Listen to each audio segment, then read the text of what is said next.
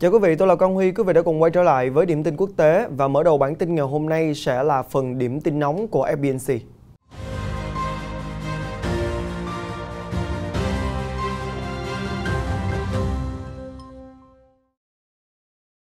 Các kỹ sư hàng không Trung Quốc vừa nói rằng họ đã tìm những điểm yếu quan trọng cản trở khả năng hoạt động của dòng máy bay chiến đấu tàng hình mới nhất của Mỹ. Cụ thể hơn, kỹ sư cấp cao Lu Yuanyi vừa phát hiện dòng UAV trợ chiến XQ-58A Valkyrie mà Mỹ đang phát triển không giỏi khi chiến đấu trên không. Theo tính toán của ông và đồng nghiệp, XQ-58A chỉ chịu được lực kéo gấp khoảng 1,7 lần trọng lực khi quay đầu. Trong khi đó, các tiêm kích tham gia không chiến phải chịu được lực kéo gấp 7 lần trở lên. Ông Lu, chuyên gia từ Viện Nghiên cứu và Thiết kế Máy bay Thẩm Dương Trung Quốc nhận định đây là một điểm yếu khiến hiệu suất chiến đấu của UAV giảm đáng kể.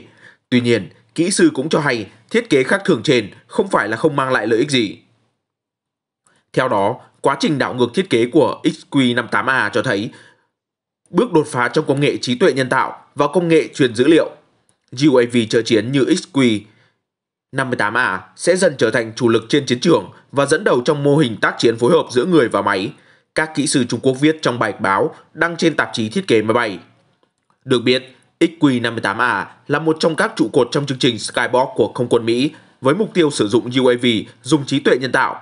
Hoa Kỳ muốn các tiêm kích tàng hình F-22 và F-35 được hỗ trợ trong chiến đấu hoặc giám sát. Theo South China Morning Post, Trung Quốc nhiều lần bày tỏ quan ngại về uy lực đáng gờm của những mẫu UAV như XQ-58A. Đặc biệt, trong trường hợp đụng độ Mỹ-Trung nổ ra. Hồi đầu năm nay, một nghiên cứu quân sự của Trung Quốc còn cảnh báo Mỹ có thể triển khai một lượng lớn UAV XQ-58A trên các đảo nhỏ hoặc chiến hạm ở phía đông đảo Đài Loan. Trong kịch bản đánh chiếm hòn đảo, nhờ vào hệ thống rocket trợ lực cất cánh, những chiếc XQ-58A có thể nhanh chóng tạo thành bầy UAV lớn, gây ra mối đe dọa nghiêm trọng với quân đội Trung Quốc khi họ băng qua eo biển Đài Loan. Chúng thậm chí có thể tấn công một số mục tiêu ở Trung Quốc đại lục với sự hỗ trợ của công nghệ tàng hình hoặc dọn đường cho các phi đội F-22 và F-35. Theo tờ Nhật báo Hồng Kông, nhóm của kỹ sư Lu Yuanyi cho biết nghiên cứu của họ không nhằm vào mục đích sao chép XQ-58A mà chỉ muốn tìm ra động lực khiến Mỹ phát triển mẫu UAV chiến đấu này. Hồi tháng 8 vừa qua, Không quân Mỹ đã trao đổi hợp đồng trị giá 13,2 triệu đô la cho hãng Kratos nhằm đưa XQ-58A vào tình trạng sẵn sàng chiến đấu trong 2 năm tới. Chiếc XQ-58A đầu tiên sẽ được bàn giao cho quân đội Mỹ trong năm nay. Còn về phía Trung Quốc, quân đội nước này cũng đang phát triển UAV siêu vượt âm có thể bay với tốc độ gấp 5 lần tốc độ âm thanh hoặc hơn thế nữa. Một nghiên cứu của các chuyên gia không quân Trung Quốc gần đây cho biết UAV siêu vượt âm có thể bắt kịp F-22, phóng tên lửa hoặc nã pháo từ phía sau. Quý vị đã vừa theo dõi phần điểm nóng trong ngày của FBNC, còn bây giờ sẽ là những cập nhật về tình hình chính trường thế giới trong vòng 24 giờ qua. Thưa quý vị, Trung Quốc đã tiếp tục các hành động đe dọa giữa căng thẳng với Đài Loan và Nhật Bản. Cụ thể thì 4 chiến đấu cơ Trung Quốc đã xâm nhập ADIZ của hòn đảo vào hôm qua 19 tháng 8. Cùng ngày, 4 tàu hải cảnh của Trung Quốc cũng đã tiến vào lãnh hải của Nhật Bản xung quanh quần đảo tranh chấp Senkaku, Điếu Ngư trên biển Hoa Đông.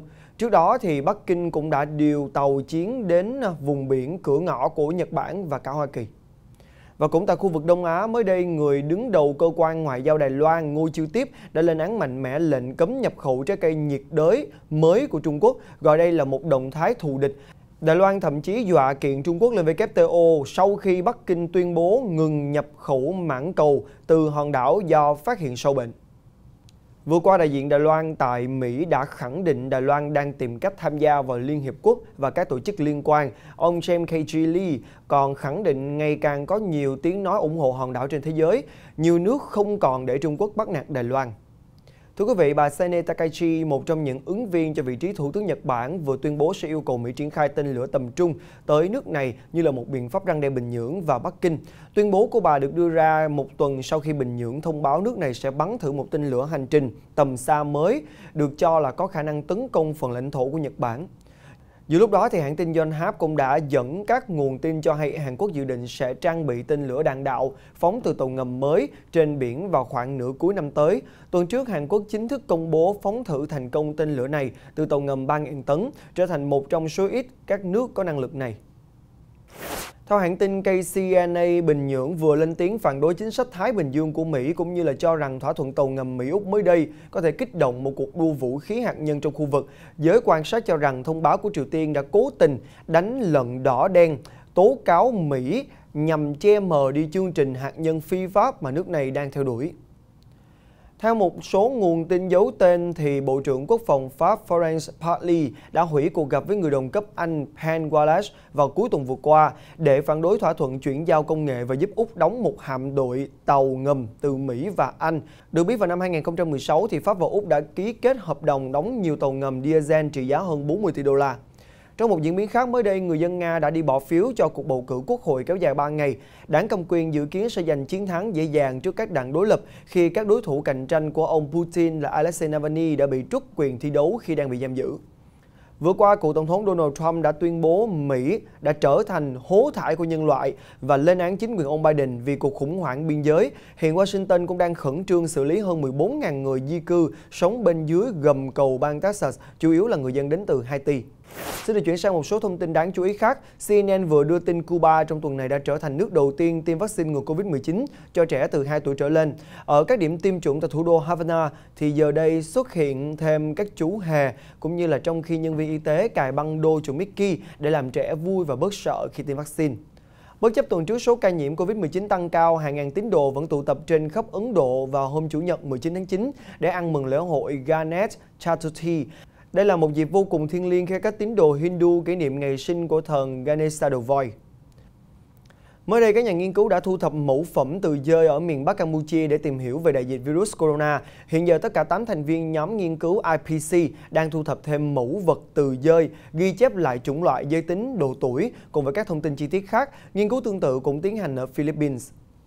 Tại Trung Quốc, 10 người tử nạn và 5 người mất tích sau vụ lật phà trên sông Dạ Lan ở tỉnh Quý Châu, miền nam của nước này vào thứ Bảy. Nguyên nhân có thể là vì chở quá tải và thời tiết xấu.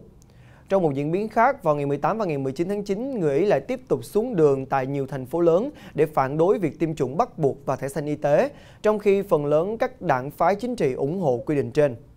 Tại Tây Ban Nha, núi lửa đã phun trào dữ dội trên đảo La Palma thuộc quần đảo Canary. Dung nham đang cuộn trào bắn lên không trung, chảy tràn như là dòng sông hướng về hai ngôi làng ở vườn quốc gia Crumbra Visa phía nam của hòn đảo. Mới đây, Vương quốc Anh đã ghi nhận thêm 29.612 ca nhiễm mới và 56 người tử vong. Tất cả số người tử vong này đều mắc bệnh trong vòng 28 ngày trở lại và phần lớn đều chưa tiêm chủng. Mới đây, tổ chức các nước phát triển OECD đã vừa phát hành một báo cáo về giáo dục. Theo đó, thì trong số các nước thành viên, Nhật Bản có tỷ lệ nữ học về khoa học, công nghệ, kỹ sư và toán học thấp nhất, chỉ khoảng 27%, trong khi trung bình của OECD là 52% và Slovakia là nước dẫn đầu với 65%. Tiếp tục sẽ là một số thông tin về kinh tế. Thưa quý vị, để phản đối việc El Salvador hợp pháp hóa Bitcoin, người dân của nước này đã biểu tình và đốt một ATM giao dịch đồng tiền mã hóa này. Hàng nghìn người đã đến quảng trường trung tâm ở thủ đô San Salvador để biểu tình. Họ giơ cao các khẩu hiệu không chế độ độc tài và chúng tôi đã bị lừa bởi Bitcoin.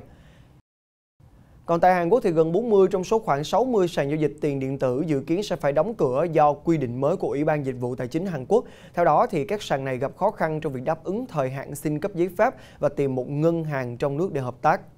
Tại Ấn Độ, mới đây, Bộ trưởng Giao thông Đường bộ và Đường cao tốc Nitin Gadkari cũng đã thông báo dự án xây dựng Delhi-Mumbai, đường cao tốc dài nhất thế giới, dự kiến hoàn thành vào tháng 3 năm 2023. Dự án có chi phí 13,3 tỷ đô la Mỹ và giúp rút ngắn 1/2 thời gian di chuyển từ Mumbai đến Delhi xuống còn 12 đến 13 giờ với xe con.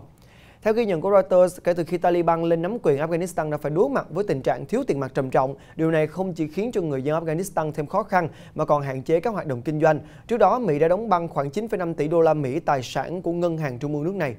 Vừa qua, Thượng viện Mỹ cũng đã thông báo ý định tiến hành một cuộc điều tra lưỡng đảng về tác động tiêu cực của Instagram đối với thanh thiếu niên. Cuộc điều tra dự kiến sẽ bắt đầu vào tháng tới.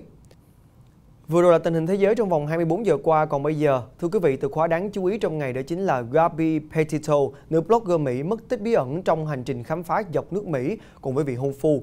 Theo truyền thông nước Mỹ, mới đây đã đưa tin một thi thể được cho là của nữ blogger 22 tuổi vừa được tìm thấy tại công viên quốc gia Grand Teton thuộc bang Wyoming. Hiện nguyên nhân cái chết vẫn chưa được làm rõ. Cục điều tra Liên bang Mỹ FBI cho biết rằng giám định pháp chứng vẫn chưa hoàn thành để xác nhận chính xác 100% người quá cố là Gabby và gia đình nạn nhân đã được thông báo. Theo tờ USA Today, cô Petito mất tích trong chuyến hành trình với anh Brian Lowry, vị hôn phu 23 tuổi của mình. Mẹ của cô Petito, bà Nicole Smith, cho biết rằng lần cuối cùng nói chuyện với con gái là vào ngày 25 tháng 8 và gia đình đã báo vụ mất tích vào ngày 11 tháng 9. Liên quan đến vụ hôn phu của cô gái thì anh Brian Lowry trở về nhà một mình ở bang Florida vào ngày 1 tháng 9 sau chuyến đi kéo dài hàng tuần của cặp đôi, và các nhà chức trách cũng đã công bố thông tin cho thấy hai người đã đánh nhau trong chuyến hành trình này. Hiện anh là người bị tình nghi duy nhất và được cho là đã biến mất vào tuần trước. Quý vị đã vừa theo dõi điểm tin quốc tế, và như thường lệ, phần cuối chương trình ngày hôm nay sẽ là những giây phút thư giãn giải trí cùng với FBNC.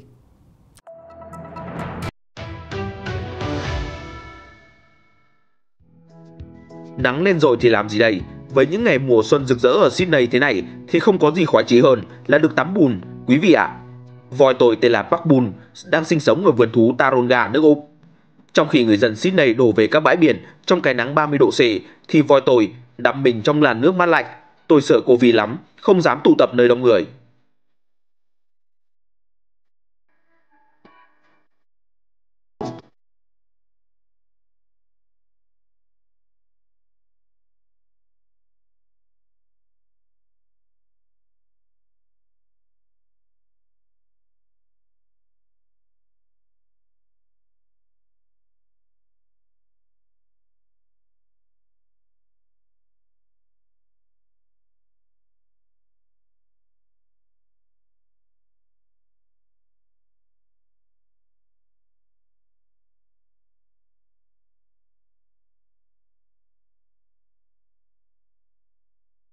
Chương trình điểm tin quốc tế đến đây đã kết thúc. Mọi đóng góp quý vị vui lòng để lại ở phía dưới phần bình luận của chúng tôi. Còn bây giờ con xin chào, hẹn gặp lại quý vị vào ngày mai.